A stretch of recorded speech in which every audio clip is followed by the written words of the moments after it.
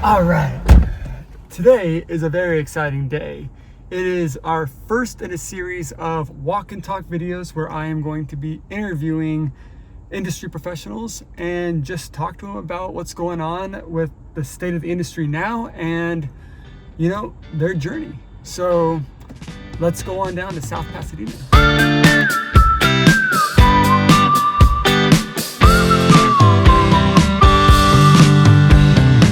So on today's episode, we have Carly Diamondstone. She is a model based here in LA. She and I go back about 7 years ago. We've worked together multiple times. And she is the consummate professional. She is constantly trying to better herself, to build her book, differentiate her book, work on networking, building opportunities for herself. And ultimately, we have a lot to learn from her. And so I'm excited to chat with her and show you all what we have in store for you today. And stick around till the end because we are going to do a little photo shoot.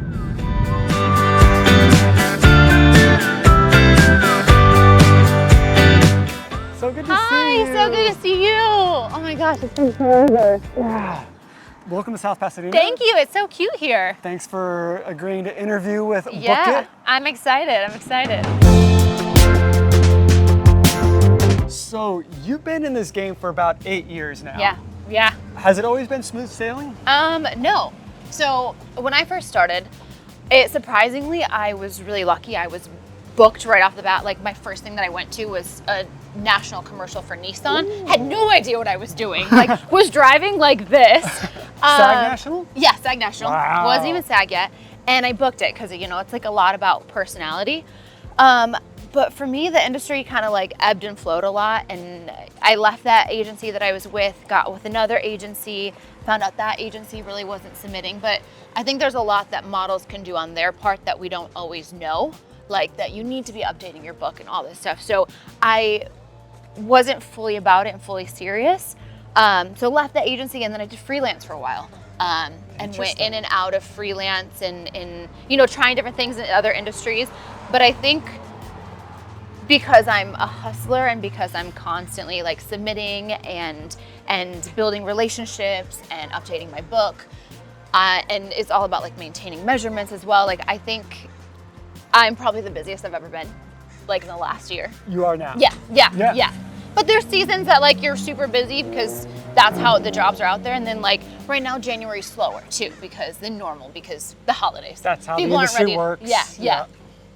So it varies throughout the year, but I'm pretty consistently busy, which is nice. That's great. Yeah. That's great. But we understand in the industry that it's not always going to be linear. It ebbs and flows. Correct. And just you have to weather the storm sometimes. Yeah, I think that's the hardest part is, and there's so many agencies, there's so many people on social media trying to model now that I think it's you know, there's so many people out there that are also trying to work that like there's a lot of jobs, but not enough for everybody. Right. But there are seasons that will be busier and slower. All just kind of depends. Yeah. Have you had a stable job either now or in the past that has supplemented your modeling work? Yeah, well, I'm a hustler. I like to make money. It's expensive to live in Los Angeles. So there are seasons in my life where it's like, right now it's been primarily modeling the last few months. Prior to that, I did some work in like the NFT space. Acting is also a passion. So, but yeah, sometimes like it's smart to have a side job that supplements modeling just because living in the city is so expensive and it's so like tumultuous. Like you will have some months where you're super busy and some months where you're a little bit slower. And it's unpredictable. I think that's the hardest thing about this industry is you can't really control it. You can't control it. There's no shame in having supplementary income coming from somewhere else. Exactly. Like, if you have time to make money, I mean, you're basically working from home. Yeah. So like you have the opportunity to change things up, change it up. Yeah. And not change it up in the essence of like you're no longer doing modeling, but like you can spend some of your downtime making money elsewhere, do it. Yeah, and I think too with being in the modeling industry, you make these connections where you're able to do like you generate the content. So I've worked with brands like jean brands where they're like, hey, can we send you something? Can you create content? Maybe you don't have to post it, but you can create it for our social media. So I think more and more with the social media, the TikTok, the Instagram, is these brands that you work with, building a relationship with them, other jobs can come from that you can do on your own. And it's just like side extra money, which is really nice.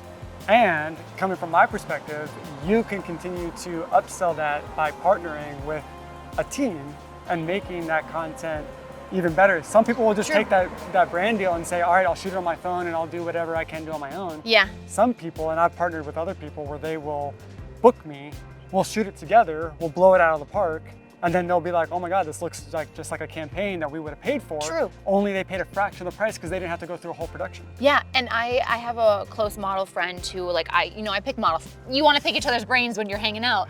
And she said, like, like everyone, and she's like has a big following. She has a great look. And she looks like she works a lot, but she's like, my primary income is from doing the social content for brands. Interesting. And so I feel like it is going more that way because brands aren't having to pay for agencies and managers and all these extra fees, makeup artists and all that kind of stuff, because now you kind of bundled it into one. Which is both a blessing and a curse. Exactly. Yeah. It is. It's nice that you can have these jobs, but it is, it's hard. Yeah. It's hard to get them and build those connections. But I think the big takeaway that I'm hearing from this though is the hustling and the networking. Yes. You continue to get more work in this industry by finding ways to make money and networking with the people that are already booking you that you're meeting and building opportunities just from that alone. I think that's one of the biggest things that, like, when I talk to these newer people that get in, is you will book a lot of the jobs based on like your connection with the people that you work with, like how you are on set. I have a lot of like repeat clients that are like, we loved you on set, we want to book you again, or they will refer me for another job, or like photographers will love me and will refer me for this. So like it is so much of how you show up to set, like being on time, having a great attitude, positivity, being prepared. I've heard horror stories about girls, not being their best or taking something. I've experienced those horror stories. I'm sure. And I've been on set with models who are like, oh, we're still shooting, we're not done yet. And I'm like, oh my gosh, you got to remember to like be grateful, because not everybody has this opportunity. But it is kind of so much of what you leave these people with when you leave set. Yeah, people remember how they felt working with you. Exactly. Right? And if they really enjoyed it, they're gonna think of you for the next one. It could be that photographer, it could be that production company, it could be that grip who is filming their own project in a couple of months. And they think of you because of how you made them feel and how nice and just professional you were. Exactly. And an example is I was just in Denver and I shot a commercial right before the holidays, and I really bonded with the producer, and he was like, hey, I work with I'm working on like a lot of TV and film projects. I loved how you were on set. I love what you brought to it. I want to talk to you about the acting side of things, which is great because that's what I also want to get into. And I met with him, and he's also trying to help me like get more into theatrical side of things. But then he's also has his own agency in Denver that shoots commercials and different campaigns where he's like, I'm going to try to get you in anytime I can. So it's like, it is huge. It's huge. Being prepared, like coming to set with that positivity, with that energy, like just showing up and doing your best, because you never know the kind of connection you can make. Small job, big job, doesn't matter. Exactly. You treat every job the same. Exactly, because you don't know who that person knows or who's on set that could refer you for something else. I feel like I see you on social media always doing something, like you're in the sauna, like you're talking about like before shoots, you're like prepping. Can you run through what it is that you do like the night before a shoot, the day before a shoot, whatever that is? I'm laughing because this is what I get asked a lot. People are like, what are you doing that for? How do I get my body like this? So I think it all depends on what type of shoot. So if it's lingerie or fitness, and I'm feeling like my body's retaining water, because I feel like in this industry you really have to be very in tune with your body. So I will go to the sauna and I'll sweat for about an hour. I'll do lymphatic drainage, which is, pushing all the excessive fluids out of your body. You do that yourself, or do you I do. go? Okay. There is a place you can do it, but I do more so like the gua sha in the face. I do that in the mornings before shoots too. But like my night before routine might be doing the sauna, doing a face mask just to get my skin nice and clear. Sometimes a spray tan, just because maintaining an even tone of skin, like my photos all throughout the year. So depending on the year, if I don't have that natural, you know, Southern California tan, I gotta do a little bit of a fake one. So yeah, it depends if it's like the lingerie, the swimwear, the stuff that's showing more of my body and my physique. I will do a sauna and just really prepare the night before. Sweat it out. Yeah, sweat it out, but my workouts are also in a sauna, so that helps. Wow, okay. So then how is that different than how you maintain yourself daily as a model? Like, are you like you have a shoot coming up, so you're gonna hammer a bunch of stuff into a short period of time, or is it baked into like your life and how you carry yourself day to day? It's baked into my life. It's more of my lifestyle. I used to function a very like, if I have a shoot in a week, I have to be, you know, training 2 times a day. I need to only eat this. And I think when you do that to your body, you stress yourself out, which causes your body to hold on to weight, hold on to inflammation, be puffy for those shoots. So for me, I found a nice balance of just maintaining and incorporating my life. So instead of training every single day or 2 times a day, I now train 3 times a week. And there's very targeted workouts where they're like dance and Pilates in a sauna almost. So you're getting that sweat. I found that that works for my body, for like the stress and everything like that in my body. And then I'm very particular about what I put into my body. So I eat pretty much the same foods, very like anti-inflammatory foods. I try to minimize sugars. But I still enjoy things once in a while. But if there's a shoot tomorrow or 2 days, I'm not gonna have wine because I know I'll make my face puffy. Or I don't have popcorn because I know popcorn makes me inflamed. So it's just kind of like balance and fitting it into your life, because I think that's the most important thing in this industry is you gotta enjoy life too and not be so hard. Because I used to be the girl who was like, I can't do that, I can't do that, I can't do that. I have to shoot, I have to maintain. It's kind of and everybody's different. Everybody's gonna find out what reacts to their body differently. And I think that it's important for anybody listening that, you know, you need to do a, basically the process of just trial and elimination to figure out what's best for you as well, because it's no one cookie cutter way, and we don't want to try and give that to the audience that says like, do this and you'll be successful. Exactly. That's not how it is. Everybody's different. My body type is different than your body type. Like, we all had different builds, so it's just like finding what works for you and finding what still makes you happy. Yeah, because you do have to enjoy it, and this is a career and it is a life, and you have to maintain certain things. Yeah. But you don't have to eliminate all things that are fun. Exactly. You don't have to eliminate all sweets or anything like that. It's just balance, and you plan it around when you have shoots coming up. Exactly. And if you have something last minute, go to the sauna if you're feeling a little puffy. That's my biggest tip. You mentioned this earlier in the interview about test shoots really being one of the big difference makers that you know got you into like the busiest kind of section of your career right now that you're in. Can you take me into your thought process about targeted test shoots and how you approach like getting images that you need for your book specifically to help you book more work? Yeah, so I think this year is when I really like hunkered down, as like I'm going to focus more on this, like how can I book more? And it's all being, like we talked about, prepared. And so I think it's really important to figure out your brand. So my brand is, you know, swimwear, lingerie, skincare, commercial, fitness. So it's looking at your book and saying, okay, do I have that in my book where I can pitch this to clients? Do they see what I have to offer with the photos that I have? And for me, I really needed to update my book on a lot of that stuff. And that's why I reached out to you at the end of last summer, and we did, you know, skincare, loungy stuff, fitness, because you want to present your best foot forward to these clients, because they can't just see off of like a smiling photo or like one post photo what you can do. You almost have to like, here, this is what I have to offer. I know how to move. I know how to pose for like swimwear. I know how to pose for lingerie. I know what I'm doing with skincare. You have to spell it out for them. Yeah. And so when I really started doing the test shoots and being very specific about what I needed in my book or what my book was lacking, I feel like more work came in, as well as like a big thing that we didn't really touch on is, you know, unfortunately, measurements are a big thing. And so it's like consistency in shooting and consistency in maintaining your measurements as well. So, which also only matters for particular styles of genre more than others. Yeah. Right? But let your photos match up to how you look presently. Absolutely. That's what I meant of like, Gotcha. if you have your measurements, those photos need to match the kind of the measurements and the look that you're in now. So it's totally fine to like, as women, our bodies fluctuate, totally fine. But having photos that match what you also look like presently, Yeah. I think is so important.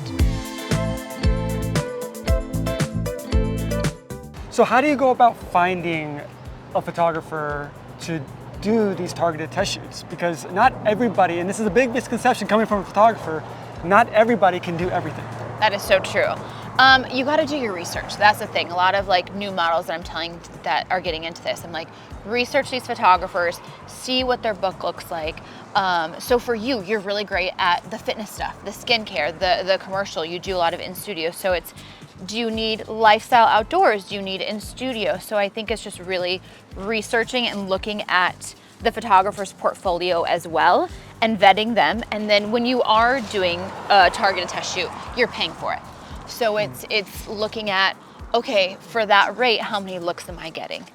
Does this fit my budget? You know what I mean? Because sometimes you'll go to a photographer and maybe just need one thing that's specific, or sometimes you're like, I need 3 different looks, like 3 different things I'm missing out of my book. Right. And it sometimes, like, some photographers will throw an outrageous rate out. Yes. And, you know, yes. maybe, as much as you want those photos, maybe it doesn't work for you at that moment. Exactly. Exactly. But there's no reason ever to be, you know, to talk to the photographer and try and like negotiate their rate to be lower. They set their rates. That is their business. That's how they do it. And I want to touch on that because the rates are their experience. Like some people are like, wow, that photographer is so expensive, but they've been doing it for 15 years. They've worked with this person.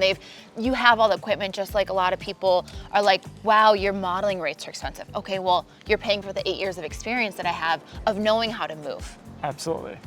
Like, they are in demand. That's what you pay for when someone is in demand. They know what they're doing when they show up on set versus I've worked with some models that are fresher and photographers are like, okay, I see what you mean. They haven't been doing it as long. Yeah. And sometimes a veteran model makes things go by much faster and on the production to get the shot that you need to Smoother, get. exactly. The client knows they'll kind of get what they're looking for. Exactly. That's why it's always so important for like newer models to practice as well. To do test shoots, to like I used to before photo shoots look at Pinterest boards. I'm like, oh, I like this. Oh, I like the movement here. Let me try this out in front of a mirror. Let me try on this outfit and see how I could move with it. There is no greater teacher than being in front of the camera. Exactly. Practice. Practice. You just have to get used to being in front of the camera and just getting comfortable, and just your movement will get better the more you do it. So Exactly. you always want to get in front of the camera, but you're not paying for every shoot that you do. Correct. So sometimes I have photographers, and Instagram is a great place to connect with photographers that want to do shoots that are more creative based. So they send me like an inspo board, and a lot of times when they send you that inspo, it's like you guys are collaborating to create something that you both could use. So they're benefiting from it, we're benefiting from it. Sometimes it goes in your book, sometimes it's just for social media so you have content to post. And sometimes, I've had sometimes where I get them back and I'm like, don't really love these, but it's practice. It's practice. It's practice movement, because depending on what you're shooting, like I want to touch on this as well, is like there's e-com where you're changing a bunch of times and it's like a fast movement dance. There's fitness where you got to do certain different poses. There's commercial where you're like smiling, you know what I mean? So it's like the more practice you can get in each area, the better you're going to be. Absolutely. You cannot be a one-face model in this day and age of like day-to-day modeling commercial work. You need to have versatility. Exactly, because a big thing that's in this industry that models make money on is e-com. And it's boring. So much money in e-com. So much, even for photographers. And it's boring, and you're like, oh my God, I'm changing. Like, and I used to make it a competition. I'd be like, okay, I'm gonna try to fit in like 200 outfits. I can get it all done. No joke. I'm like, boom, boom, boom, boom, change. Boom, boom, boom, change. And I make it like a game in my head. But yeah, sometimes you're like, I'm literally posing how many times in front of a white wall. This is, not as exciting. But but sometimes you gotta take the work that gets you paid to finance you to do some of the more creative stuff that you may want to do. Because I think a big misconception out there is that like being on the cover of a magazine or being in a magazine is like the pinnacle of modeling. When reality is that even mega stars that do that get paid $300 or something. Or you have to pay Or to get on the cover.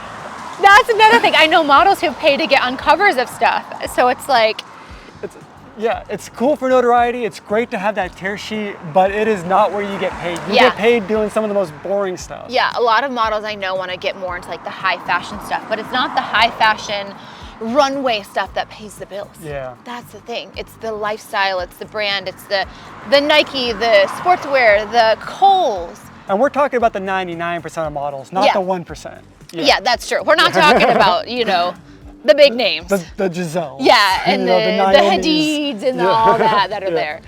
So when you choose, when you're choosing the images that you want for your book, are you choosing them? Are you consulting with your agent or manager? Like, what are you doing? So if you have representation, it's best to consult with your representation. Right now, I have a manager who is great, and so we went through my book to see what I need newer photos of, what I'm lacking, what could be stronger.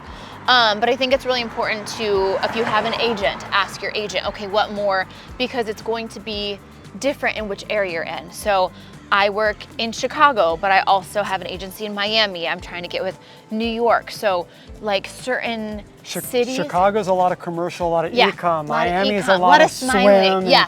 and, New York and even like there's an agency in the Northwest that they want more the high fashion, the edgier thing. the black and whites and the heavy styling. The slouchy, the like, you know what I mean? They want to see that you can do the high fashion. They don't want the smiling. Where like also San Francisco is like, we don't want that. We want them smiling to see what so it all depends on what area you're in. But I think it's best to to communicate with your representation to see what they recommend.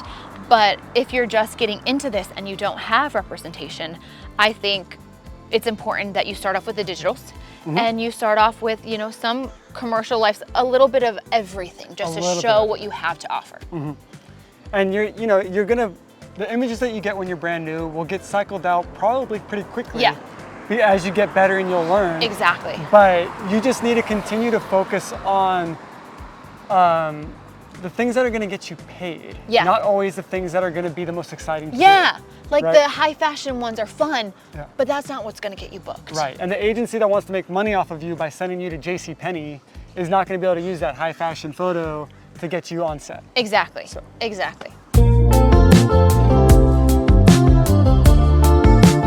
So you have a new manager. Yes. How's that going? You want to give him a shout out? Yes, Outlaw. Outlaw has been amazing. I've heard such great things. Yeah, I think the biggest thing when you're finding a manager is finding someone who is great at communication, who has similar goals to you, who's very on top of things, who's great at giving their opinions and just wants to help you grow. So I had a manager prior that just wasn't great at communication or just like helping with goal setting or, you know, telling me what I needed. I think it's really important to have, I know sometimes in this industry, it's hard to hear like, you don't have this or you need to work on this, but they're really just trying to help you.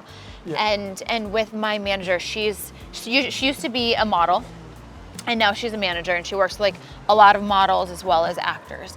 And she's great at giving advice on like what more I need. She's been pitching me to different markets, so I'm signed in, you know, Denver, Chicago, Florida, Hawaii, all these different places, which I think is important to be signed like in other cities. Yeah. Get as much work as you can.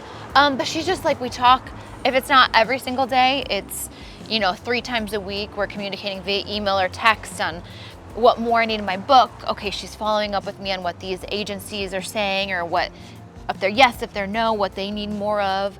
But it's just someone who's the like, feedback you get back. yeah, like a cheerleader who's there for you, who's helping you build versus like just kind of letting you do your own thing. Yeah, I think that's the biggest thing when you're talking about a manager is that they need to align with your goals, right? Yeah. Like you have goals that you want to hit.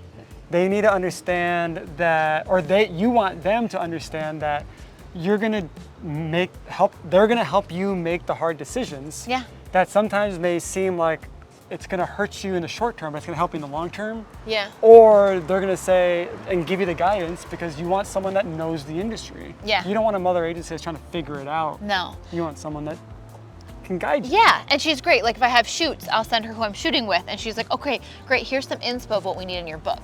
Or I'll be like, hey, what do you think about these photos?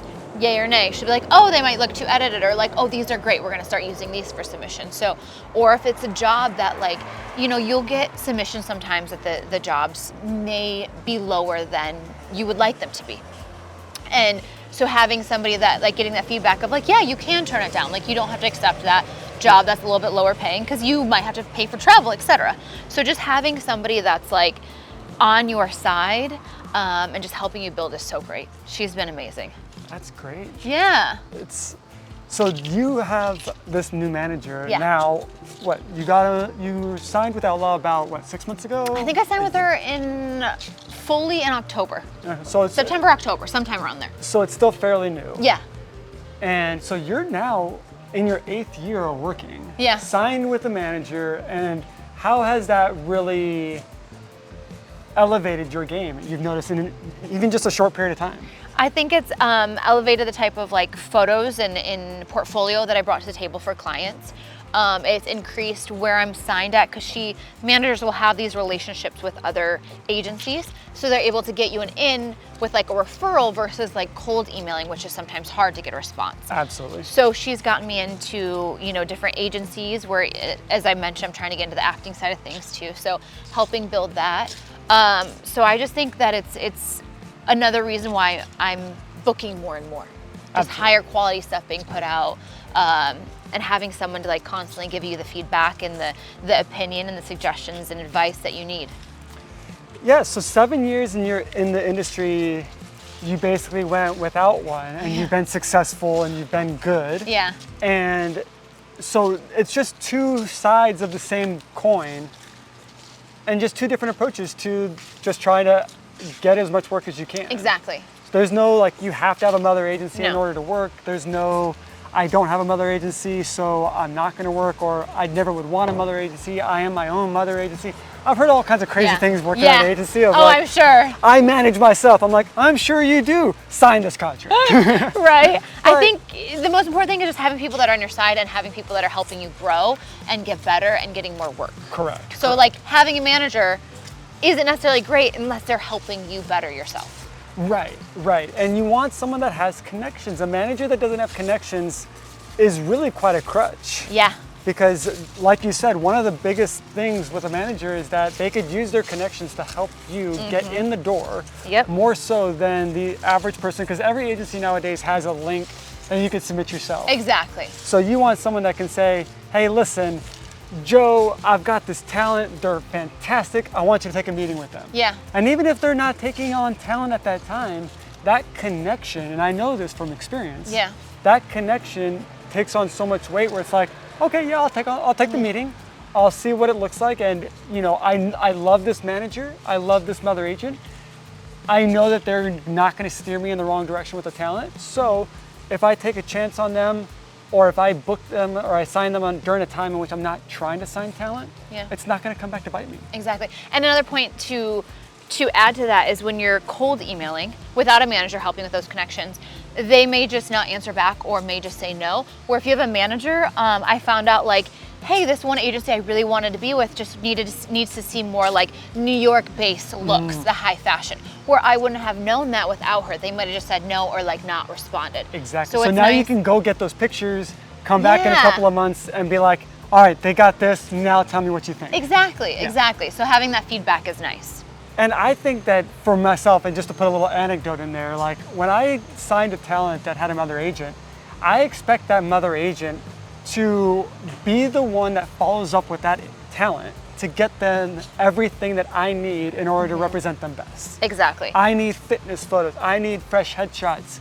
Like I could tell the talent and I'll copy in the mother agent, but that mother agent is the one that's following up and saying, okay, let's get this going. We want this done within this month. Yeah. Let's set you up with some test shoots. I think a great mother agent does do that. And I think another important thing is when you sign with a manager, set goals. Have, you know, a monthly meeting. I just met with mine for coffee on Saturday and we talked about what I was lacking, what goals, okay, what other agencies are going to be applying for, like what are our next steps forward, just so that you know and you can stay on top of things, because the talent that works the most are the ones that are on top of things. Like if you're just like, here are my photos, I'm done, I'm ready to work. No, you need to constantly be like submitting new photos, like doing your social media, like not staying on them in an annoying way. I think there's where you can be like, why am I not working, and following up too much. But I think there's a fine line of following up where it's like, hey, just want to see if you need anything more from me. Like keeping that communication going is so important with your manager, just building that relationship. Which sometimes you don't get with just being signed with an agency and not having a manager or another agent, because you could reach out to your agency, and I know this all too well, that some agencies will just respond and say, no, you're good. Yeah. Like, oh, we got no, new photos, so you're fine. Your photos are good. Like I should be booking more, which means that there's something that I could be doing on my own to better my chances at booking, and you're not telling me that, and this is getting frustrating. Yeah. So another agent has a better relationship with you to give you that feedback. Yeah, I think this industry is like always be moving. There's always something you can be improving or working towards. And I know that's hard, but this is like the industry we chose. It's whether you're booking test shoots or you're booking, creative shoots to practice, or, getting new photos, or just, it's constantly just be moving and improving. Yeah. There's always something that as talent you could be doing. There's always something. Yeah, even taking like an improv or commercial class, like, because sometimes modeling trickles over to commercial and being in front of the camera. I've had modeling jobs where, you have to smile and be like, oh, I enjoy this. But not the roses. Yeah, not everybody can bring that. So like being in an improv class might help you. Absolutely. And being more comfortable with your body and with yourself on set. Yeah. So as we're wrapping up our last moments of this interview, what is some advice that you would give to somebody else starting out right now? What do you want them to know so that they could navigate this industry a little bit better? I think when I tell the new models that have, like, I've been helping a lot of people kind of break in the industry, is like going about things with purpose. So, have a plan. So I tell them the first thing is getting those photos. You need the digitals. You need to have the targeted test shoots. Which I didn't do when I started off. I was just like, let's do here, let's do this. Oh, this is a fun creative shoot, but I didn't have that strong book. So it's getting that strong book, getting, what fits your brand, your digitals, start submitting those to agencies, and don't let no stop you. I think for a while, when I did start off too, like I had success at first, and then it fell off, and it was kind of like, I'm afraid to reach out to them, or like, I don't want to hear no, or like, oh, I'm not ready yet. Let me just get more. You're never ever going to be fully ready in life. So it's just like, if you want this, go for it. Do what you have to do, submit what you have, stay on top of these people, and you can keep submitting. If you get one no, submit them in another 6 months, another year, whatever like that. Because you're constantly improving, you're changing, you're getting new photos. So it's just like, just keep going for it. Don't let the no stop you. You got to be stronger than the word no. Yeah. Your intention to be in this industry has to be coming from within and not from others' approval or other people saying yes. Exactly. And like, I've gotten so many no's from this agency, and now they want to book me, but I'm like, actually, I'm going to go with that one now that wants me. So you never know, you might have all those no's and they'll say yes later on. So yeah. And the power dynamic might shift. Yeah. Once you become in demand, and all of a sudden they're like, we want to work with you, and you're like, you had your chance. You had your chance to move into this one. But yeah, just, getting a strong book as well. Yeah. Great. I think it's so important. Well, this was incredibly enlightening. Thank you so much for chatting with us here on Book It. Yeah. And we got one more thing that we're going to go do. Yeah. So let's go ahead and go shoot, shall we? Yeah, let's do it. Hey.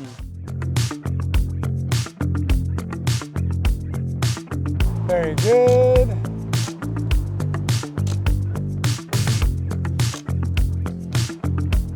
Turn to the side, turn away from me a little bit. That way, just kind of like back over the shoulder, just like that.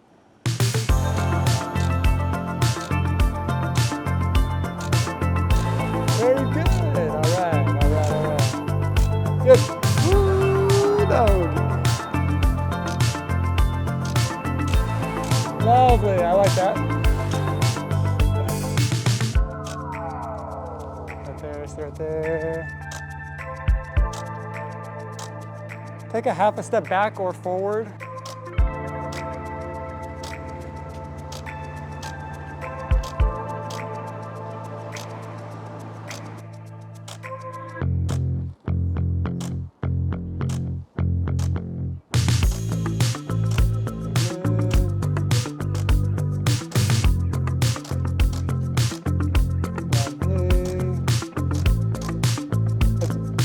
close right here.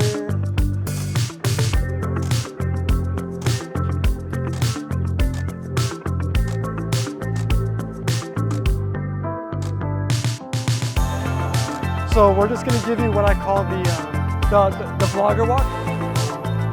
Exactly, the one step here, up, down, up, step, down. Very good. Everyone's watching, we're not awkward, it's not weird.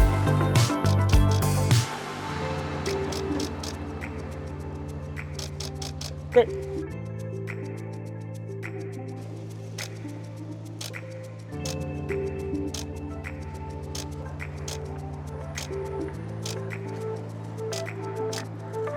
Okay, good. The key's coming from your right. And I say the key is coming from the right because when I communicate that to her, she knows where the main light source is hitting. And so she can position herself in that manner.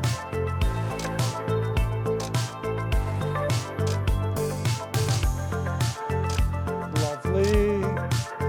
Yes.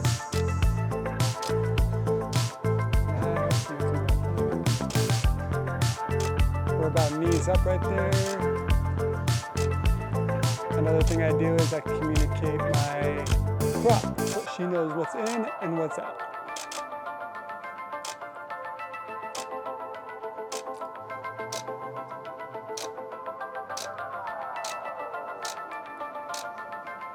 And look off camera, great. And 3 more.